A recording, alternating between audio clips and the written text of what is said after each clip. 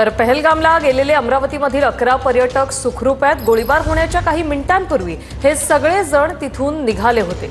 सध्या हे सगळे श्रीनगरमध्ये सुखरूप आहेत आणि श्रीनगरमध्ये हॉटेल डेव्हलप लँड या ठिकाणी हे सगळे पर्यटक थांबलेले आहेत। अमरावतीमधील मंगला बोडकेची फॅमिली, छाया देशमुख यांची फॅमिली, नीता उमेकर यांची फॅमिली, चंदा लांडे यांची फॅमिली आणि सारिका चौधरी यांची फॅमिली यांचा यात सहभाग आहे।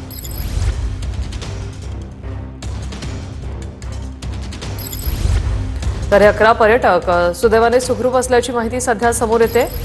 पहलगामला गेलेले हे अमरावतीमधील 11 पर्यटक आहेत। पहलगाममध्ये त्यांचा हा व्हिडिओ जो आहे तो सध्या समोर आलेला आहे आणि गोळीबार होण्याच्या अगदी काही मिनिटांपूर्वी सर्वजण तिथून निघाले होते। हे सर्व 11चे 11 पर्यटक सध्या सुखरूप आहेत।